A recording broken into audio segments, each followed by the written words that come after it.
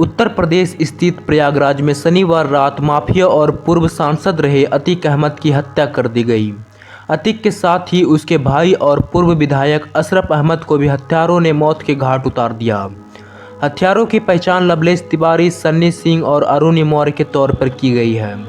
तो चलिए दोस्तों, जानते हैं अतीक अहमद कौन है जो पूरे भारत में चर्चा का विषय बना हुआ है। इसे डिटेल में जानने के लिए हमें जाना होगा 70 के दशक में, जब देश तेजी से पुराने दौर को छोड़कर आगे की तरफ दौड़ रहा था।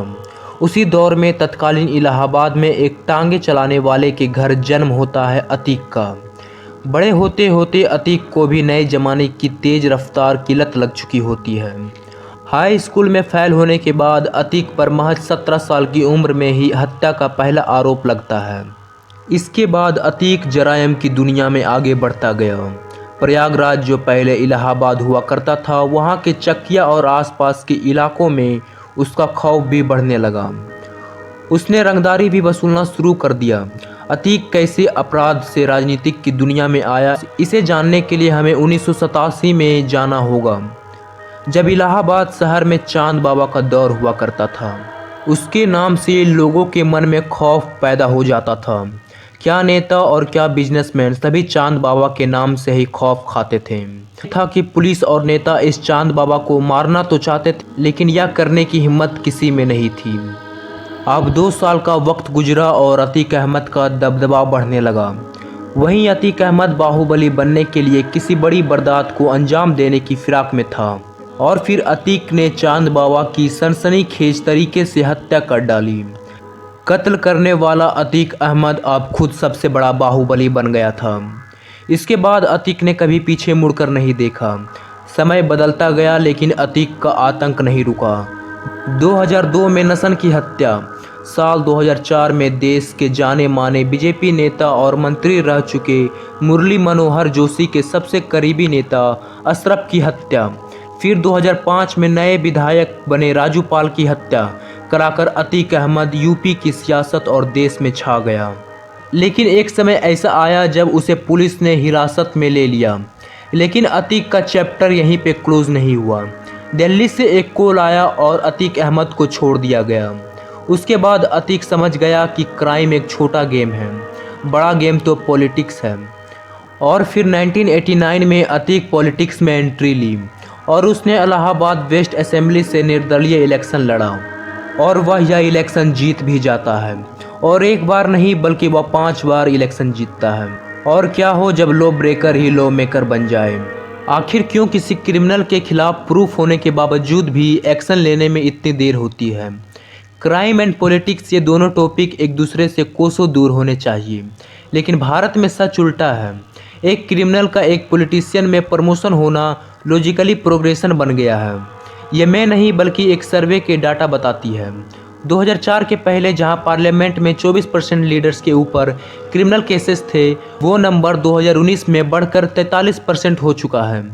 आपको सुनकर हैरानी होगी कि हमारे संविधान में कोई एक ऐसा लॉ नहीं है जो कैंडिडेट को क्रिमिनल केसेस के बेसिस पर डिस्क्वालीफाई कर दे। अगर किसी कैंडिडेट के अगेंस्ट बड़ी क्रिमिनल केसेस पेंडिंग में है तो फिर भी वह इलेक्शन लड़ सकता है। ये एक सिस्टम है जो लॉजिक से परे है। 2014 में 1200 एनजीओ ने साथ मिलकर इलेक्शनल रिफॉर्म लाना चाहा, तो उन्होंने एक इंटरेस्टिंग ट्रेंड नोटिस करी कि एक क्रिमिनल कैंडिडेट और एक नॉन क्रिमिनल कैंडिडेट को कंपेयर किया जाए तो क्रिमिनल कैंडिडेट की जीतने के चांसेस 8% ज़्यादा है नॉन क्रिमिनल कैंडिडेट के मुताबिक। मतलब यदि किसी कैंडिडेट के ऊपर क्रिमिनल केसेस हैं तो उनके जीतने के चांसेस 3 गुना ज़्यादा है। ये डाटा हमारे भारतीयों की मानसिकता बता रही है। तो सवाल अब यह है कि क्या इंडियन कोर्ट सॉल्व कर सकते हैं ऐसे प्रॉब्लम को। आखिर क्यों इंडियन कोर्ट फेल हो जाती है ऐसे क्रिमिनल को सज़ा देने में। राजू पाल का मर्डर हुआ था 2005 में। 18 साल हो गए, अभी भी इस मर्डर में किसी को कॉन्विक्ट नहीं किया गया है। 101 केस फाइल करने के बाद 28 मार्च को अतीक अहमद कॉन्विक्टेड हुए इस मर्डर में।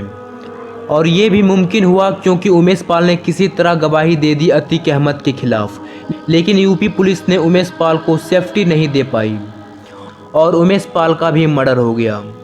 इसी वजह से अतीक जैसे बाहुबली क्रिमिनल्स के खिलाफ कोई गवाही देना नहीं चाहता है और कोई दे भी दे तो कोर्ट सालों लगा देती है किसी केस को सॉल्व करने में। और ये प्रॉब्लम सिर्फ डिले की नहीं है, कई बार तो हमारी जस्टिस सही से काम भी नहीं करती।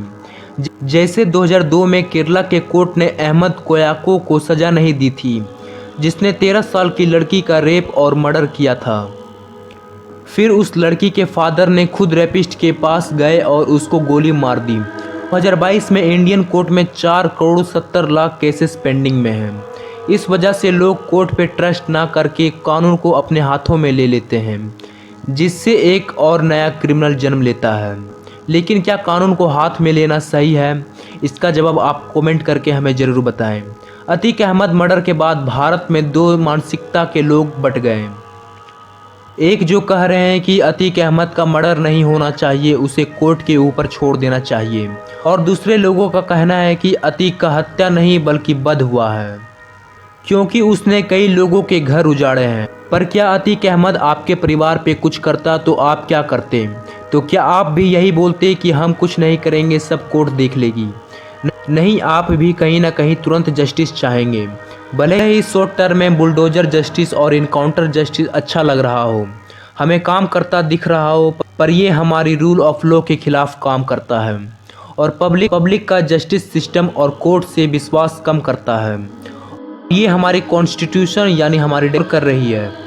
लेकिन उत्तर प्रदेश में सीएम योगी आदित्यनाथ का कहना है कि बुलडोजर और एनकाउंटर जस्टिस से उत्तर प्रदेश में माफियाओं और क्रिमिनल्स पर काफ़ी इम्पैक्ट पड़ा है। इसके बारे में क्या सोचते हैं कमेंट करके ज़रूर बताएं। और क्या ये बुलडोजर जस्टिस और एनकाउंटर जस्टिस सही है या गलत, कमेंट करके ज़रूर बताएं। आज के लिए बस इतना ही दोस्तों। यदि आपने अभी तक मेरे यूट्यूब चैनल HSB को सब्सक्राइब नहीं किया तो सब्सक्राइब कर दें और वीडियो को ज़्यादा से ज़्यादा शेयर करें। जय हिंद, जय भारत।